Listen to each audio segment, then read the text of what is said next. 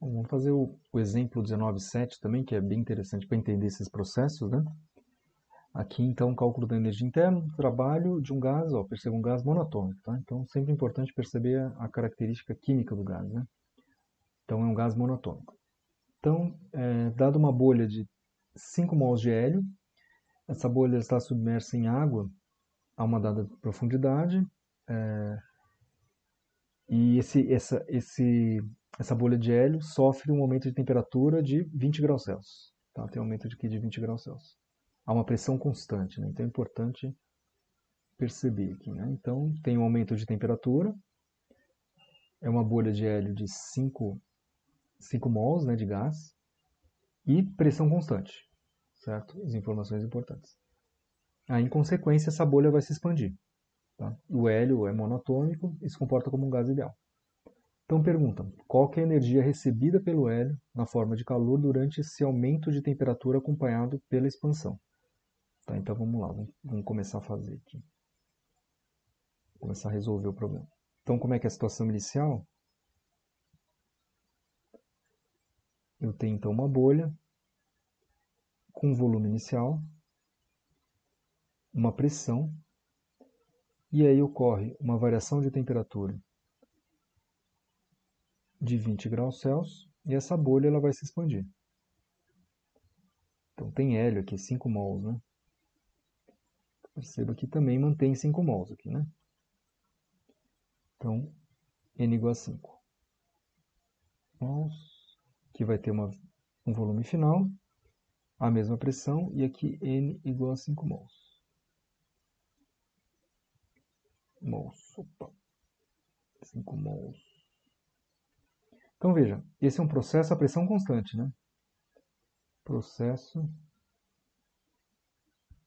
a pressão constante.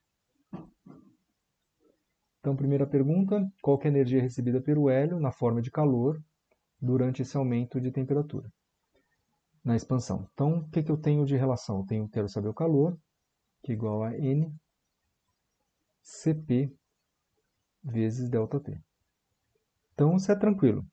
Então, para o gás monatômico, eu tenho o valor de Cp, eu tenho o número de mols, eu tenho variação de temperatura. Então, bem tranquilo. Então, tenho 5. Cp tem que lembrar, então, que vai ser 5 meios de R vezes 20. Então, isso aqui vai dar, deixa eu fazer a conta aqui. Então, já pegar o valor pronto aqui. Então, já vou pegar esse valor pronto aqui, ó, que eu já calculei, né? Então, é 20, é 2.080 joules. 2.080 joules. Tá, então, esse aqui é o calor, né? O calor recebido. 2.080 joules devido ao aumento de temperatura, né? Então, esse é item A. Agora, o item B. Qual que é a variação da energia interna do hélio durante o aumento da temperatura? Tá, então, vamos calcular a variação da energia interna. Então, lembrando que variação da energia interna, independente do processo, para um gás ideal, vai ser exatamente igual a N, agora CV ΔT, certo? NCV ΔT. Então, isso aqui vai ser N para o gás monatômico, 3 meios de R vezes ΔT. Então, substituindo os valores aqui, variação da energia interna igual a 5 vezes 3 meios de R, que é 8,31, vezes 20 graus Celsius. Já calculei o valor, deixa eu ver quanto que é. Isso aqui vai ser 1.250 joules. 1.250 joules. Então perceba aqui as diferenças, né? Entrou 2.080 joules de calor para que aumentasse a temperatura. Tá?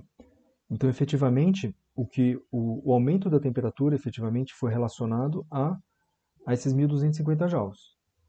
Tá? Então, dos 2.080 joules, parte dele aumentou a temperatura. E outra parte, que é exatamente o item C, qual que é o trabalho realizado pelo hélio ao expandir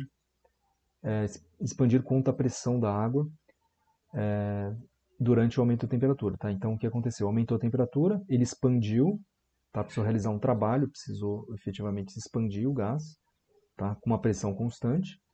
Tá? E isso para que esse trabalho fosse realizado, exige uma energia. E essa energia vai ser exatamente igual a o 2050 menos 1250. Tá? Pela primeira lei da termodinâmica, né? Variação, aqui é o item C. Variação da energia interna igual a calor menos o trabalho. Tá? Então, outra vez, tem um calor que está entrando no sistema. Esse calor entrou no sistema aqui. Vou colocar aqui. Calor entrou no sistema, fez com que aumentasse a temperatura.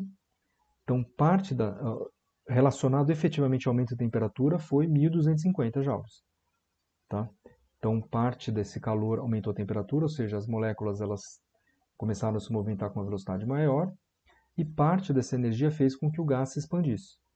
Tá? Tem essa diferença entre as duas formas, as duas funções dessa energia, ou seja, uma expandiu o gás e a outra aumentou a velocidade de translação das moléculas. Então, quero calcular exatamente esse trabalho, né? Então, trabalho, deixa eu voltar aqui.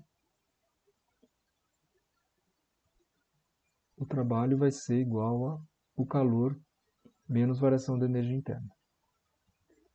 Então, o trabalho vai ser 2080 menos 1250. Então, fazendo a continha aqui, que já fiz aqui, vai ser 830 joules. 830 joules. Então, a gente pode enxergar da seguinte forma. Vamos fazer um diagrama aqui. Ó. Entrou uma quantidade de calor no sistema. Vou colocar assim. Essa quantidade de calor, uma parte está associado ao trabalho e a outra parte fez com que aumentasse a velocidade de transação das moléculas e, como consequência, aumentou a temperatura. Então, aqui vai ser aumento da energia interna do sistema. Onde você tem, então, calor total, vai ter que ser essa soma desses dois, né? Tá? Trabalho mais energia interna.